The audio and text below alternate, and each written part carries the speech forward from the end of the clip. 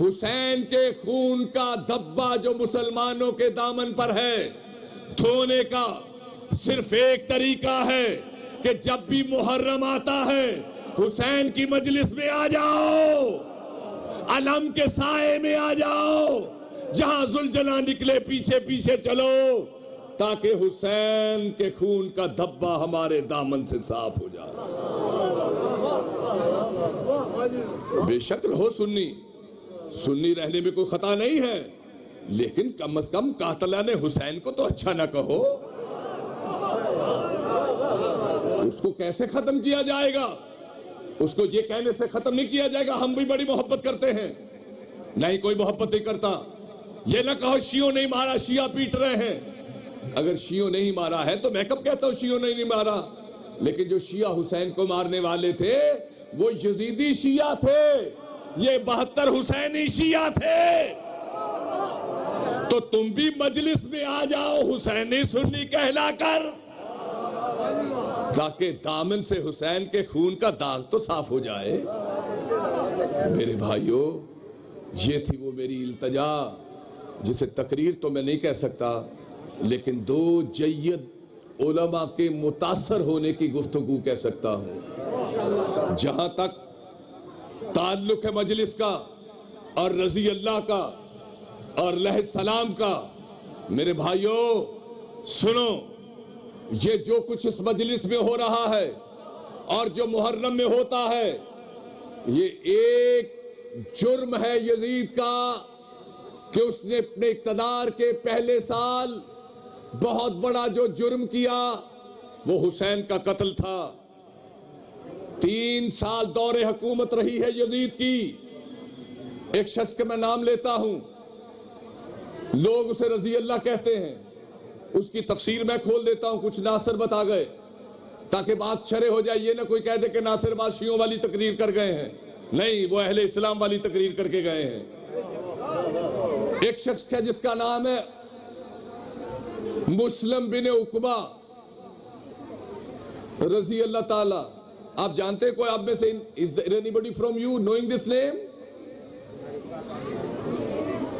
बहुत कम लोगों को पता है, मैं बता देता हूं, इनको शायद पता था लेकिन मेरे तक आवाज नहीं पहुंची। सुनिए, मुस्लिम बिन उकबा, मेरे सुन्नी भाइयों, जिसे रजी अल्लाह कहा जाता है, उसको रजी अल्लाह ना कहा करो, किताबों से मिटा दो, इसलिए कि ऐसे रजी अल्लाह नहीं होते।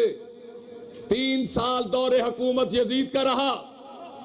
पहले साल उसने जो जुर्म किया, रसूल की मस्जिद में नमाज की हालत में पुश्त पर बैठने वाले सहाबा के काबा हुसैन का कत्ल किया, पहला जुर्म।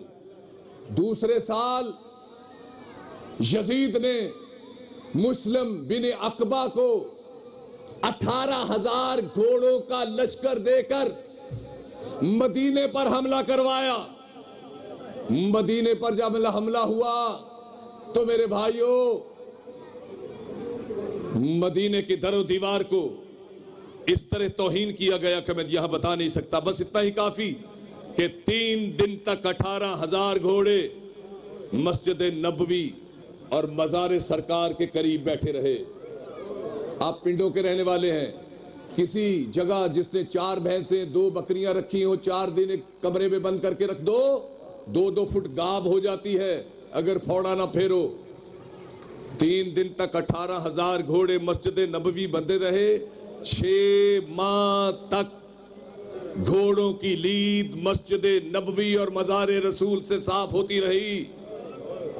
मदीने जाने वालों, नजफ ना जाने वालों, करबला ना जाने वालों, हुसैन तो चलो शियों का छोड़ो, उसकी बात छोड़ो, ये तुम्हारे नबी के साथ यजीद ने क्या कराया है? 18,000 घोड़े मस्जिद नबवी में बंधे रहे। बहुत कुछ हुआ, बहनें बैठी हैं, I am not in a position to narrate all that, लेकिन एक आखिरी बात सुन लो। 3 दिन के बाद मुस्लिम बिन उकबा ने यजीद के हुक्म पर यह कहा कि मदीने में जितनी भी औरतें हैं उनको ये सारे मेरे फौजी मिले। अगले साल 18,000 मदीने में वो बच्चा पैदा हुआ जिसकी वल्दियत नहीं थी। ये यजीद का दूसरा कारनामा है। सरदार कौन? मुस्लिम बिन अकबा। लानत ऐसे न्याज नायक पर, लानत ऐसे नायक पर। ये तो सुन्नियों की रवायतें हैं। ये तो भाई ऐसी बातें हैं कि जिनसे शिया इनको डिस्कस नहीं करते। अब तीसरे साल का कारनामा सुनो। तीसरे साल यही मुस्लिम बिन अकबा मक्के पर हमला करता है और मक्के पर मिंजलीकों के साथ पत्थर और पत्थरों पर रुई और तेल डालकर इतनी बंड की जाती है कि खाना काबा का गिलाफ जला दिया जाता है।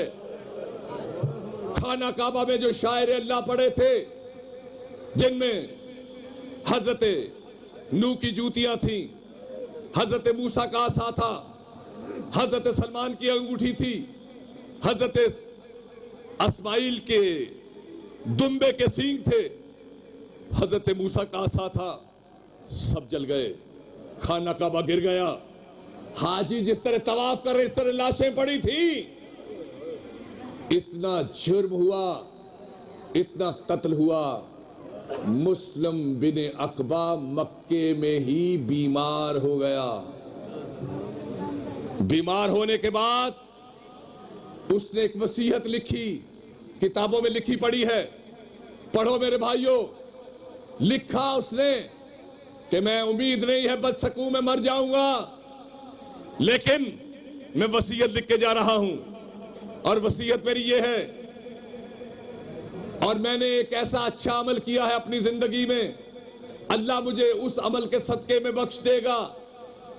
अमल मैंने ये किया है कि मैंने अपने अमीर यजीद के हुक्म पर खाना काबा को ढाया है। अल्लाह मुझे इस नेकी के सदके से जन्नत में भेज देगा।